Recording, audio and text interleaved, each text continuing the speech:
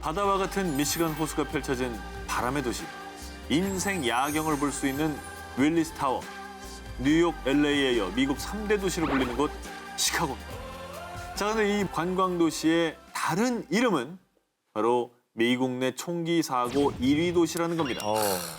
시카고는 작년 한 해 동안 총기 사건이 약 3,550건, 그리고 피해자는 무려 4,330여 명. 하루 평균 12명이 총에 맞았고요.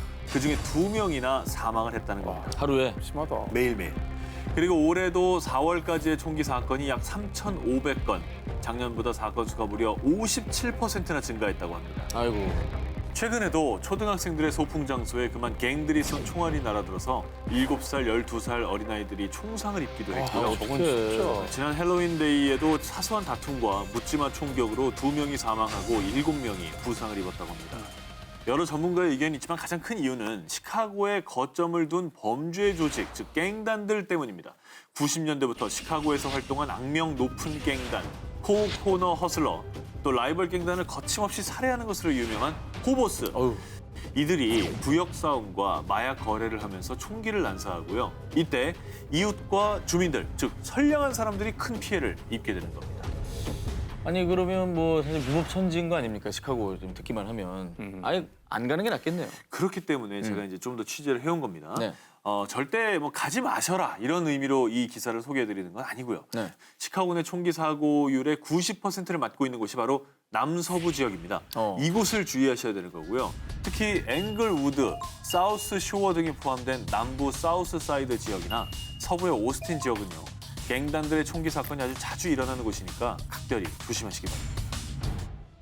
자, 연간 8,500만 명의 관광객이 몰려드는 프랑스 파리. 그리고 이 관광객들을 맞이하기 위해 함께 파리로 대거 몰려드는 이들이 있으니 바로 눈보다 손이 빠르다는 소매치기들입니다. 진짜 많은 것 같아요. 자, 실제로 그들의 활약이 얼마나 대단한지 2015년에는 소매치기에 질린 에펠탑의 직원들이 하루빨리 대책을 촉구하라며 파업을 벌일 정도였다고. 뭐 소매치기 사실 근데 원래 많았고 네. 몽마르트 팔찌단. 팔찌단 나 고전 당한 거. 수법이지. 세네갈 청년들한테 당했던. 감더니 뭐 where are you from? I'm from Korea. 코리아 월드컵 뭐 파이팅 뭐죠 하다가 뚝 자르더니 30유로 나가. 그래서 제가 이소룡 흉내를 내면서 맞짱을 뜨려 했다. 예, 그런 일화를 전해준 바 있죠. 물론 그분들 지금 가도 많이 있습니다. 있어. 근데 이제 이거는 고전 수법이고요. 더 교묘해진 수법들 지금부터 소개해드리겠습니다. 자, 첫 번째. 사인 부탁합니다. 사인 플리즈. 뭐 설문조사. 좋은 일에 한다, 뭐 서명운동. 네, 인권 운동을 한다. 이런 아하. 식으로 이제 종이를 들이미는데 이때 이들이 노리는 것은 여러분의 지갑입니다. 없는 거구나. 자, 지금 보시는 거의 것처럼. 빼고 있는 거예요. 저 자, 저 지금 클립보드에 이제 와. 사인지로 시야를 일단 가려버려요. 그런 채 가방이나 주머니에서 지갑을 털어가는 수법인 겁니다. 대박이다. 자, 그러니까 누군가 종이와 펜을 들고 다가온다 하면 무조건 노, 거부를 하시고 빨리 자리를 피하시고요. 자, 두 번째 수법입니다. 제가 표 대신 뽑아드릴게요. 할인되는 표로 끊어주겠다며 자신에게 돈을 달라고 하는데 이때 그대로 돈을 받아 비처럼 튀는 소매치기도 있고요. 여기서 좀 더 진화를 해서 진짜 표를 끊어주는 사기꾼도 있는데 하지만 사실 이 표는 어린이 표입니다. 아, 그러니까 싸구나. 예, 싼 어린이 표를 끊어주고 차액을, 그러니까 잔돈을 뽑아가는 소액 사기범인 거죠. 귀엽다. 만약 표를 살 때 헷갈리신다면 그냥 정식 안내 데스크에 도움을 구하는 게 가장 안전하다 할 수 있습니다. 자, 그리고 파리만큼이나 소매치기가 너무 많아 소매치기의 본고장이라고 불리는 유럽 관광 도시가 있습니다. 바로 이탈리아의 로마인데요. 여기서 수법은 정말 버라이어티합니다. 첫 번째 수법, 바로 오물투척인데요. 일부러 여행객의 가방이나 옷에 음식이나 커피를 흘려버린 뒤에 닦아주는 척하면서 가방을 들고 아니면 지갑을 빼가는 수법입니다. 대박. 자, 두 번째 수법 알려드리겠습니다. 잠깐만요. 지갑 좀 보여주시죠. 자, 이렇게 접근하는 사람이 있습니다. 로마의 트레비 분수나 테르미니역 등 주요 관광지를 다니다 보면 가끔 경찰복을 입은 남자 두세 명이 접근해서 위조 달러 검문을 해야 되니 지갑 좀 보여주시죠라고 요청을 하는 경우가 있습니다. 보통 순수를 의심하지 않고 지갑이나 뭐 여권 등을 보여주게 되는데 이때 이걸 검사하는 척하면서 현금이나 신용카드를 슬쩍 빼가는 수법이 있습니다. 어허. 하지만 진짜 경찰이 검문할 경우에는 보통은 여권만 요구한다고 하니까 이 점을 꼭 주의하시길 바랍니다. 경찰이 왜 진짜 그 관광객을 대상으로 위조 지폐를 검사를 한다는 게 말이 안 말이 되잖아요. 안 되죠. 예. 자, 여행객들 사이에서 이 나라를 두고 떠도는 무시무시한 괴담이 있습니다. 하루에 살해당한 사람이 무려 120명이다. 1년에 순직하는 경찰이 무려 200명이다. 세계 최악의 치안을 가진 나라라고 불리는 이곳. 바로 아프리카 대륙 최남단에 위치한 남아프리카 공화국입니다. 그렇게 나빠요? 자, 인터넷상에 떠도는 괴담인 만큼 다소 과장된 면이 있겠지만요. 작년 남아공 경찰청에서 발표한 통계에 의하면 강도 사건은 무려 18만 6,637건, 한국보다 무려 116배나 높은 수치고요. 자, 그래서 오늘은 특히 관광객들이 쉽게 당할 수 있는 강도 유형을 취재해봤는데요. 자, 남아공의 첫 번째 범죄 유형, 바로 공항 미행 강도입니다. 강도들은 공항에서부터요, 여행객의 복장, 짐의 규모를 보고 표적으로 삼은 뒤 자동차로 끈질기게 따라다니며 미행을 한다고 하는데요. 무섭다.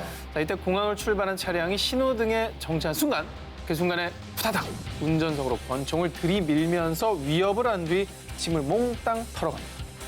자, 그래서 공항에서 호텔로 이동할 때 같은 동선으로 계속해서 이때 따라오는 차가 있다면 일단 도착지를 호텔이 아닌 대사관이나 경찰서로 변경해서 도움을 청하는 것이 좋다고 합니다. 자, 마지막으로 이 위험 지역은 꼭 기억을 하시길 바라겠습니다. 남아공의 최대 도시 요하네스버거에서 가장 악명 높은 빈민가인 알렉산드라와 루데푸르트 지역, 그리고 남아공의 행정수도인 프레토리아의 서쪽에 위치한 프레토리아 웨스트는 남아공에서도 차량 강도가 가장 많이 발생하는 지역입니다. 자, 이동을 하실 때 이정표 또 내비게이션을 참조해 이 지역만큼은 꼭 피해 가실 수 있도록 주의하시길 바랍니다. 자, 남아공 관광청에 의하면 연말이면 성탄절 또 연말 휴가비 마련을 위한 강도가 더 기승을 부린다고 하니까 혹시 남아공 여행 출장을 계획하는 분들이 있다면 이 시점도 더 유의를 하시길 바라겠습니다. 여러분, 저 오사카로 처음 자유여행 가는데요. 하룻밤에 10,000원인데 텔레비전도 있는 호텔 찾았어요. 일본에서 이 정도 숙소면 잘 잡은 거 맞죠? 혹시 거기 위치가 어디예요? 위치가 니시나리구 아이린지구라던데요. 거긴 안 돼! 왜 그러는 거예요? 자, 오코노미야끼, 스시, 돈까스 뭐 이런 맛있는 음식도 많고요. 또 오래된 사찰이나 놀이공원 등 즐길 것도 많아서 특히 자유여행을 처음 떠나는 학생들이 주로 찾는 여행지 일본 오사카. 그런데 저렴한 숙소로 자유여행자들을 유혹하지만 정작 현지인들은 일본 속의 다른 세계라며 발도 들이지 않는 곳이 있습니다. 바로 오사카의 신이마미야역 일대 아이린 지구인데요. 이곳으로 말씀드릴 것 같으면 자판기 음료수 가격도 최저가가 고작 30엔, 라멘은 100엔에서 200엔. 일본에서 가장 저렴한 물가를 자랑하지만요. 한편 이곳의 검은 이면은 일본에서 지난 50년간 24차례 폭동이 일어난 곳이라고 소개할 정도로요. 일본의 폭력 조직인 야쿠자들과 노숙자, 또 집 없이 떠도는 일용직 노동자들이 모이는 동네라고 합니다. 와, 일본 오사카는 굉장히 한국인들을 많이 가는 데고 거기 교민도 많잖아요. 큰 도시기도 하고. 네, 큰 도시고. 근데 저런 지역에 있는지는 저도 몰랐네요. 아니 뭐 어쩌다 그렇게 슬럼가가 생긴 거예요? 60년대 부동산 붐이 일면서 건설 노동자들이 몰렸다가 90년대 일본 경제가 장기 불황으로 접어들면서요. 소위 노숙자촌이 만들어진 건데요.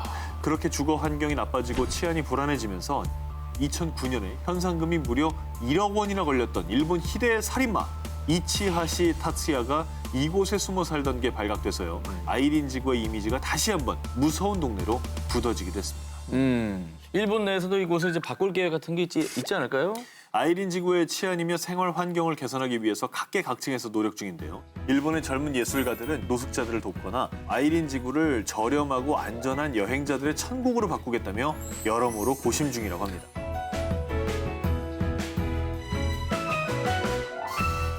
프랑스의 한 유명 소설가는 이 나라를 두고 이렇게 얘기했습니다. 이곳은 세상 어디에도 없는 여행지다라고 말이죠. 바로 인도입니다. 세계인에게 인도는 진정한 힐링과 정신 수양을 위해 찾는 나라죠. 자, 과연 이곳에서는 어떤 범죄가 도사리고 있을까요? 인도 여행자들 사이에서 큰 깨달음처럼 도는 어록이 있습니다. 인도에서 기차표 예매에 성공했다면 더 이상 여행을 걱정할 이유가 없다. 이게 무슨 뜻이냐? 인도에서는 여행지를 이동할 때 기차 이용이 필수입니다. 그런데 마치 매일이 민족 대이동 수준으로 기차 이용객 수가 엄청난 거죠. 자, 바로 이때 당신은 친절을 가장한 하이에나, 즉 사기꾼들에게 범죄의 대상이 됩니다. 난 승무원인데 내가 타려는 기차는 매진됐어. 또는 예약 사무소가 옮겨갔어. 내가 관광 안내소로 데려다 줄까? 등등. 그 친절한 안내에 깜빡 속아서 나도 모르게 따라가면 도착한 곳은 여행사. 여기서는 몇 배나 뻥 튀겨서 바가지 요금으로 패키지 구매를 유도합니다. 혹시 그런 사람들이 접근을 한다. 그럼 일단은 무조건 노노노 응대하지 않는 게 상식입니다. 제가 그 얘기 들었어요, 실제. 아 진짜로요? 뭐 지금 이 시간에는 뭐 기차도 없고 아무것도 없으니까 일단 우리가 호텔 하나 해줄 테니까 그래서 일단 주무시고 내일부터 차로 이동을 하는 거야. 패키지 여행. 거기서 이제 패키지로 한 게 100 얼마를 내면은 뭐 루피아로? 루피아로? 우리나라 돈으로 한 100 얼마를 내면 100만 원? 100만 원? 차로 계속 이동을 시켜주겠다는 거야. 네. 할수 벌써 있게. 향기가 솔솔 난다. 근데 그 사기를 치진 않았는데 돈을 너무 바가지 요금을 매긴 거죠. 인도에 한 20일 있었는데 제가 사기당했다는 거를 중간에 안 거예요. 너무 화가 나서 한 3일 굶었어요. 식비 아끼려고. 이 정도로 아주 애교 수준의 사기라고 친다면요. 정말 평생의 상처가 될 수 있는 범죄들도 기승을 부리고 있습니다. 순례자들의 도시라 불리는 바라나시, 해변 도시인 고아, 그리고 인도의 스위스 마날리 등을 중심으로 아주 극성이라는 이 범죄, 바로 약물 강도 및 성범죄입니다. 그래서 한국 대사관에서 꼭 당부하는 게 있는데요. 공짜 음료만 조심해도 80%는 안전하다입니다. 현지인이 베푸는 친절인 척하며 짜이라 불리는 차나 인도식 요구르트 라시를 주는 겁니다. 이 음료는 그냥 음료가 아닙니다. 수면제나 마취제를 탄 음료인데요. 이걸 몸으로 마셨다가는 바로 범죄 타겟이 될 수 있는 거죠. 그리고 짐을 몽땅 털어가는 것도 무섭지만 더 끔찍한 건 바로 성범죄. 실제로 인도에서 여러 나라의 여성 여행객들이 성범죄에 노출된 사건들이 보고되고 있는데요. 인도에서는 술보다 구하기 쉬운 게 마리아나입니다. 마약해볼래? 좋은 거 많아? 라면서 우리 합법이야? 라고 하지만 절대 아닙니다. 한 여행객이 겪은 일을 예를 들면요. 인도 요구르트인 라시를 먹으려다가 스페셜 라시라는 음료가 있어가지고 그걸 골랐어요. 알고 보니 마리아나의 일종인 방이 든 음료였습니다. 좌측이 이제 우리가 알고 있는 일반 라시고요. 오른쪽에 있는 게 이제 노란 빛을 띤 게 마약이 들어있는 스페셜 라시입니다. 근데 이걸 마시면 기분이 무척 업되면서 취하고요. 심할 경우에 정신까지 잃을 수 있다고 하니까 혹시 스페셜 라시를 원하냐라고 물을 경우 무조건 노방 라시, 저스트 노말 라시라고 하시면 되겠습니다. 자, 노방 라시 시작. 노방라시! 저스트. 스페셜 라시! 아니, 그거 안 돼. 아, 자꾸 먹으려고 그래.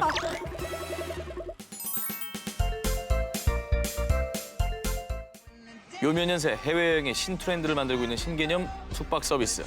여행지 주택을 소유한 집주인이 일정 기간 여행객에게 집을 빌려주는 숙박 공유 중개 서비스가 전 세계인들에게 큰 호응을 얻고 있습니다.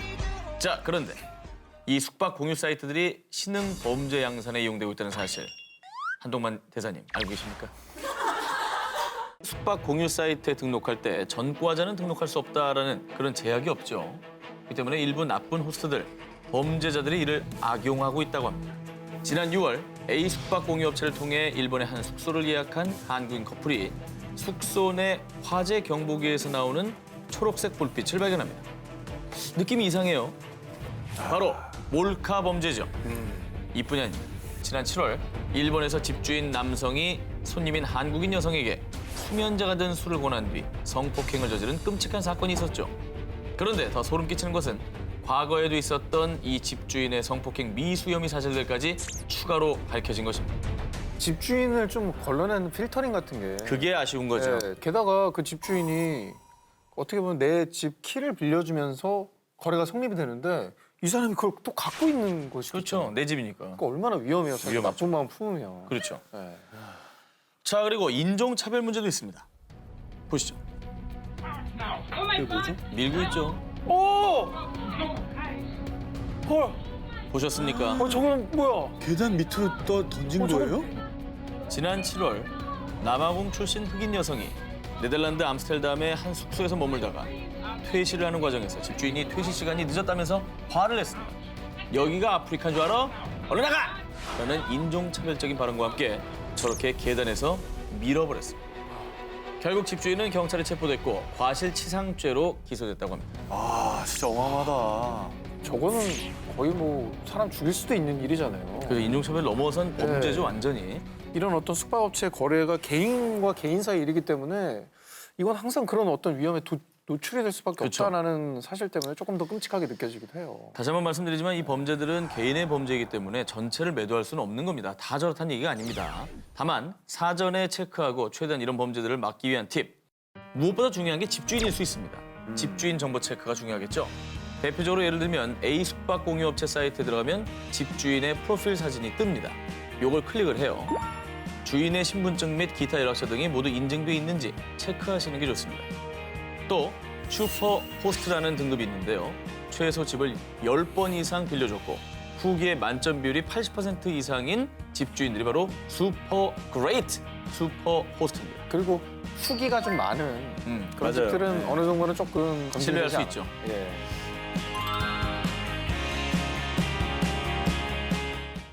영화 라라랜드의 촬영지이자 꿈과 예술, 낭만 있는 도시 로스앤젤레스.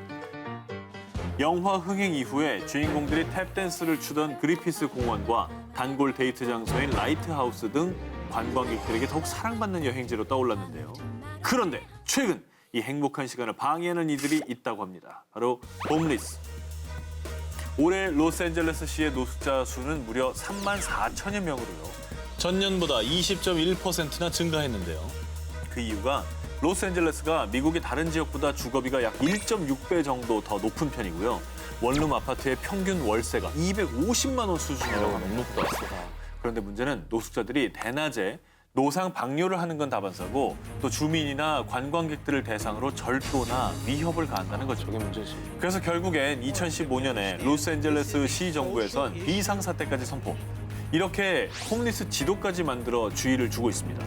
그리고 최근에 노숙자들의 뉴타운으로 떠오르며 폭력 사건이 자주 일어나는 곳이 안타깝지만 바로 한인타운인데요.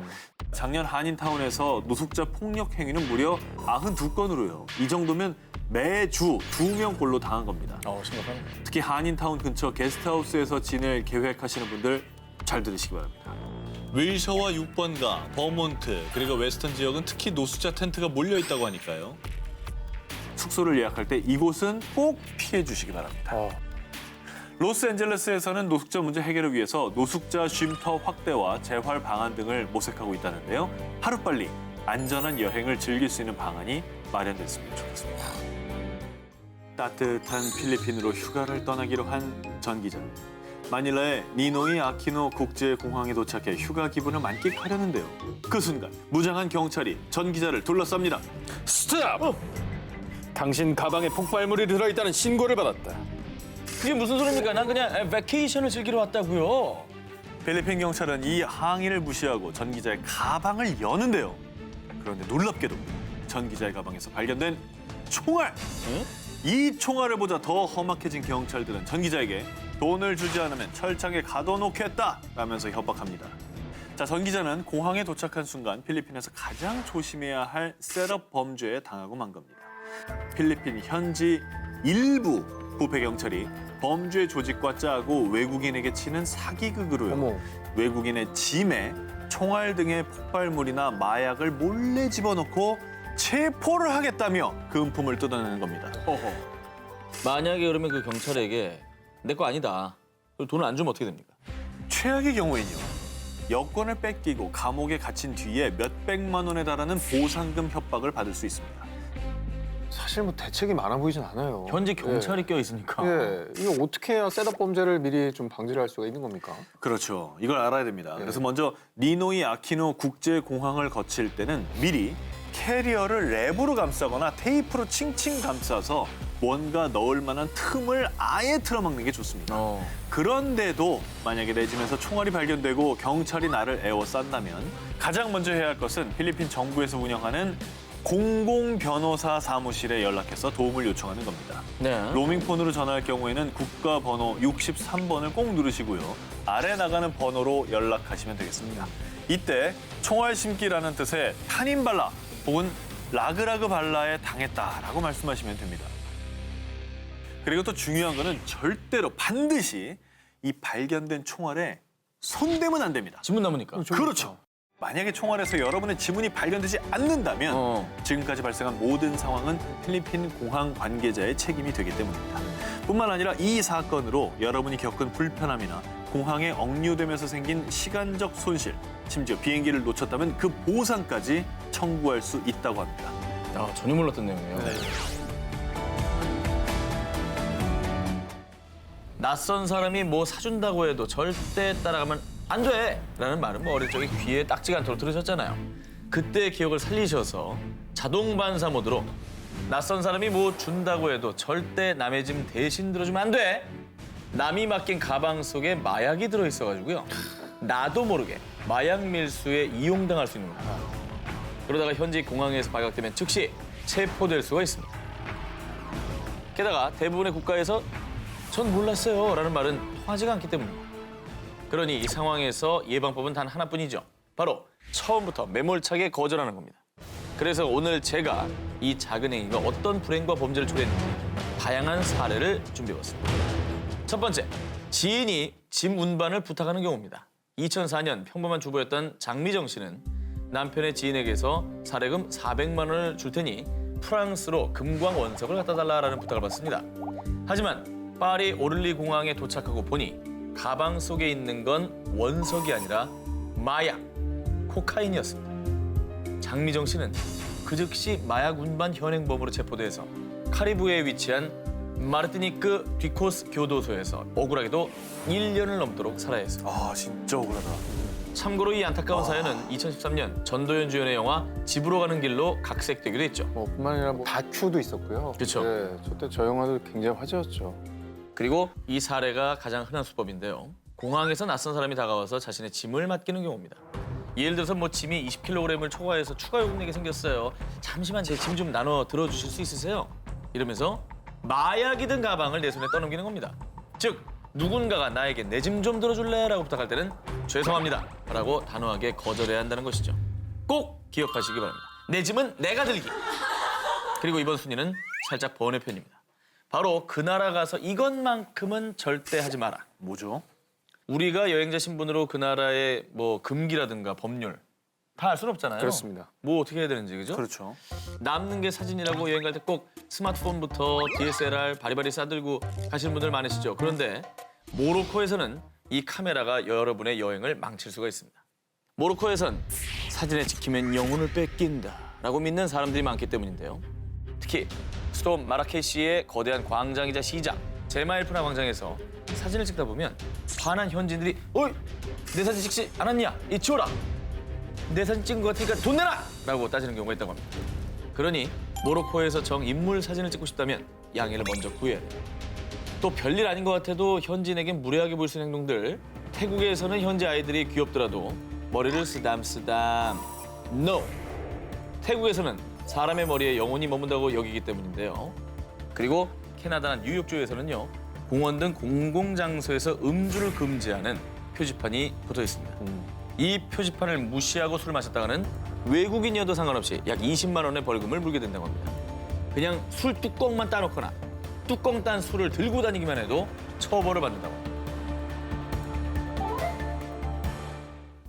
온화한 날씨와 황금빛 모래해변, 거기에 열대 식물까지 둘러싸이는 멕시코의 항구 도시 아카풀코. 자, 그런데 이런 아름다운 휴양지가 2016년 멕시코의 비정부 기구에서 발표한 세계에서 가장 위험한 50개 도시 중에서 무려 4위를 차지한 건데요. 자, 아카풀코의 두 얼굴, 범죄 도시의 얼굴은 정말 참혹 그 자체입니다. 2013년 스페인 관광객의 숙소에 복면을 쓴 괴한들이 잠입해 총기로 위협을 하고 금품 탈취에 성폭행까지 저질렀고요. 어머나. 또 2016년에는 해변을 사이에 두고 경찰과 무장괴한들이 총격전을 벌여 그 부근에 있던 관광객들은 레스토랑, 상점에서 문을 걸어 잠그고 총성이 멈출 때까지 공포에 떨어야 했다고 합니다. 아니 근데 세계적인 휴양지라면서요. 거의 뭐 말씀만 들으면 범죄 도시인데. 네. 그 이유는 바로 아카풀코에서 활동하는 마약 조직 때문입니다. 마약 조직들이 아카풀코의 주도권을 놓고 서로 경쟁을 하면서 혈투극을 벌이고 있는 건데요. 경찰이 수시로 시내에 주둔하며 순찰을 하고 있지만 이것만 무조건 믿을 수는 없는 이유. 자, 2016년 멕시코 유력 일간지 알사에 의하면요. 아카풀코에 있는 천여 명의 지역 경찰들 중 무려 52%가 범죄 집단과 결탁해 손을 잡고 있다라고 밝혔기 때문입니다. 경찰이. 그래도 이 무법 천지, 범죄 도시에 조그만한 희망이 보이는 게요. 멕시코에서는 해군 부대를 동원해 아카풀코의 마약 조직을 속당하기 위해서 전력을 다하고 있다고 합니다. 자, 먼저 여러분 이 지도를 봐주시기 바라겠습니다. 과연 뭘 표시한 걸까요? 빨간 데는 절대 안 가야 되는 데 같아요. 파란 데는 갈래면 가라. 하지만 권장하지 않는다. 역시 오랜 기자 생활로 네, 경험이 쌓인 게 보이네요. 아 그래요? 자, 맞습니다. 이것은 외교부에서 만든 여행 시 주의가 요구되는 국가들의 위험도를 4단계로 나눠서 색깔을 다르게 표시를 해놨습니다. 그중에서도 가장 주의 깊게 보셔야 될 것이 가장 위험한 그죠? 4단계 흑색 경보 국가들입니다. 자, 이곳은요 절대 방문해서는 안 되는 여행 금지 국가인데요. 만약에 정부의 허가 없이 이곳을 방문할 경우 여권법 제26조에 의거해 1년 이하의 징역 또는 1,000만 원 이하의 벌금 등 형사 처벌을 받게 됩니다. 먼저 아프리카, 소말리아가 여행 금지 국가입니다. 무정부 상태 계속되는 내전과 해적들 때문에 여행 금지 국가로 지정이 됐고요. 또 서남아시아, 여기는 아프가니스탄이 있는데요. 무장 반군 세력의 납치, 살해, 폭탄 테러가 빈번히 일어나는 국가인데요. 특히 2007년 한국인 23명이 납치되고 2명이 피살되는 사건이 벌어지면서 여행 금지 국가로 분류가 됐습니다. 자, 그리고 총 7개 나라 중 절반 이상 4곳이 모두 중동 지역인데요. 리비아, 시리아, 예멘, 그리고 이라크입니다. 사실상 무정부 상태인 리비아와 내전을 겪고 있는 나라들이기 때문에 꼭 참고하셔서 이 국가들에게는 접근 안 하시는 게 네. 좋을 것 같습니다. 자, 그다음에 이곳에 가면 처벌을 받는 건 아니지만 흑색 경보 다음으로 위험한 3단계 빨간색으로 표시된 적색 경보가 있습니다. 그곳은 일본 후쿠시마 원전 반경 30km 지역처럼 급히 철수를 권고하는 지역들을 분류하고 있고요. 그 밖에 황색과 남색 경보로 분류하는 곳은 안전한 여행을 위해서 좀 더 신경을 써야 하는 곳으로 최근에는 스페인 바르셀로나, 프랑스 파리는 테러 공격 때문에 인도네시아 발리는 화산 폭발 위험으로 황색 경보가 내려졌습니다. 올 연말 여행 또는 출장을 계획하시는 분들은 아래 자막으로 나가는 외교부 해외 안전여행 홈페이지에서 자세한 정보를 확인하시면 되겠고요. 또 여행 전에 외교부에서 만든 해외 안전여행 어플리케이션이 있습니다. 자, 여행경보제도 영사 콜센터로 전화할 수 있는 직통 버튼까지 이용할 수 있으니 참조하시기 바랍니다.